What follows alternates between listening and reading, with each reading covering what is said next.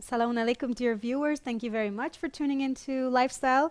Today we're going to be doing something that is a very popular mixture, peanut butter, banana, and chocolate. We're going to try to make it as healthy as possible, and it's actually good for pregnant women.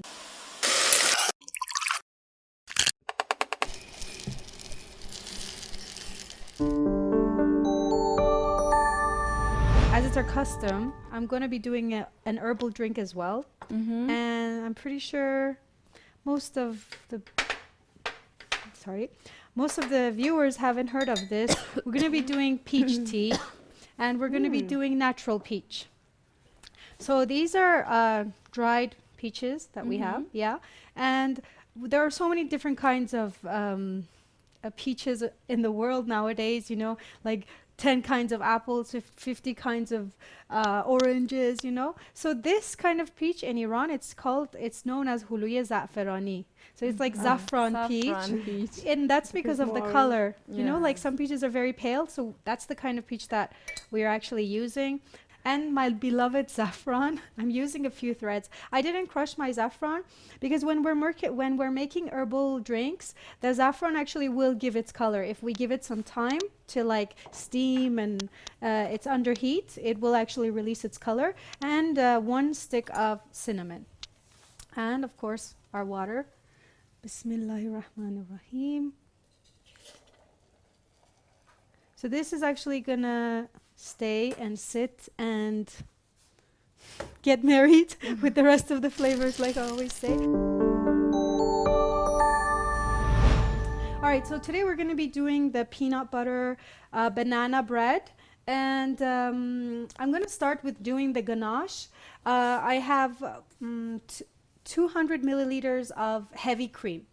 Okay, like I said, the heavy cream we have in Iran is a little different. The ones you get over there in the rest of the world. in the rest of the world is No, quite it's not runny. everywhere. I've Really? been to some countries, yeah, and And the they have, heavy like- cream was different.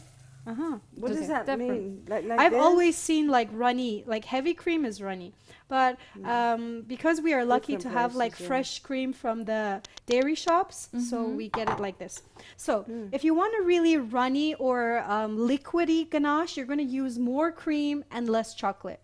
If you want a sort of like a thicker ganache, you're going to use more chocolate and less cream. Now today I want something that is medium. I want something that will not flow but is not also very thick.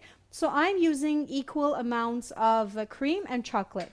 I'm using dark chocolate here. You have to be sort of careful about the percentage of cocoa in the chocolate that you're using. Like if you use 97% cocoa chocolate, it's going to be really bitter. It's okay if you like it like that. I'm just saying that you have to like sort of know what choice you're making when it comes to food, because it's no joke. And I like to add to my ganache a little bit of instant coffee powder, because I think that coffee always brings out the flavor of chocolate much more. It's not going to have a coffee flavor, but it will bring out the chocolate flavor more. You can go ahead and add like 1 shot of espresso if you like. About the ingredients, like always, we try to make it actually really healthy. I've doubled my recipe, okay? So if you look here and you say like, wow, that doesn't look like that much, it's because I've actually doubled it. So we have 1 cup of flour, and because we want to make it healthy, I've added about 2 tablespoons of bran to this. So I'm going to actually start by mixing my dry ingredients. 2 tablespoons of bran. I have 1 teaspoon of malt powder and 2 teaspoons of wheat germ, again, to give it like a more nutritious kick. And then these are actually and salt. 1/4 of a teaspoon of salt. But like I said last time, we use sea salt here, okay? And sea salt is generally more salty, so you have to be careful about, like, you sort of have to get the hang of the kind of salt that you're using. Don't really listen to what the recipes tell you. And 1/2 teaspoon of baking soda. Yes, you can replace it with a double amount of baking powder if you want to make it healthier, but this is just a little bit, and I'm not gonna sort of like break the recipe. So there we have this. We're going to give it a quick whisk, and then I'm going to start by peeling and mashing my bananas. We have 3 bananas, which I'm going to double here, and I'm going to use 6 bananas.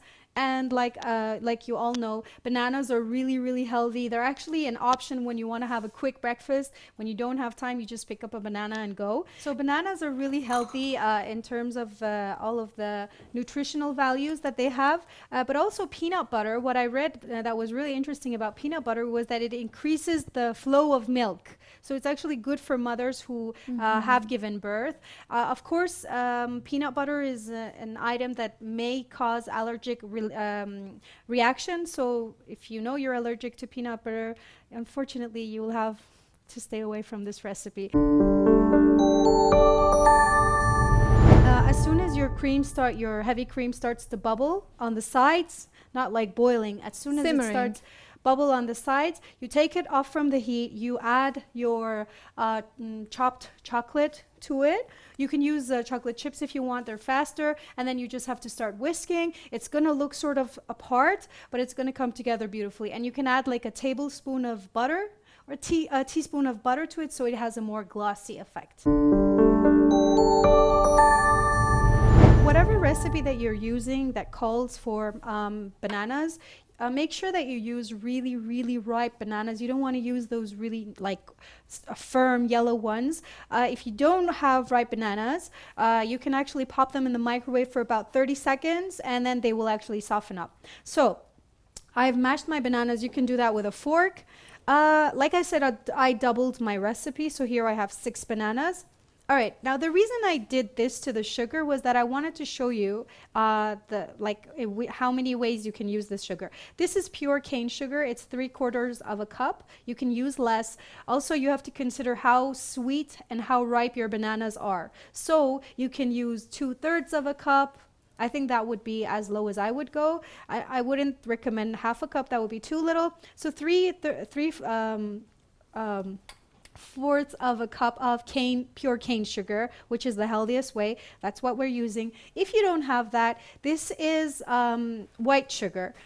I didn't want it, since I doubled the recipe, I didn't want to double the amount of sugar. So this is actually about half a cup of sugar that I have here. And I'm going to put that inside here. And remember I told you last time that if you don't have brown sugar, you can replace it with white sugar and molasses. So this is grape syrup. Okay, so I'm going to add my grape syrup to this sugar to make actually the 3/4 cups of the brown sugar that we want. So what brown sugar does is that it sort of gives the chewy element to our item or what we're baking, and it has this caramelly, like sort of cooked, roasted aftertaste. And this molasses or grape syrup or date syrup, that's actually gonna do that. We have 2 eggs. Actually, like I said, I've doubled the recipe, so 1 egg. I'm gonna add that. I know I'm using a masher, but I just didn't want to dirty another dish and use a whisk. You don't have to actually use the masher here. You can whisk it by hand, of course, that's what I mean. So I'm just gonna go ahead and mash these for now. Just going to give this a quick whisk.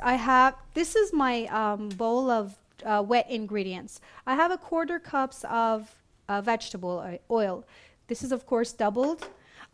You can use any kind of flavorless oil. Okay, I wouldn't recommend to use butter or melted butter because usually when the cakes that call for butter, they're really nice when they're like hot and fresh, but as they sort of like get stale, they solidify, they get solid because of the butter inside them. So I personally prefer the cakes that call for oil. This is my peanut butter, 1/2 cup of peanut butter.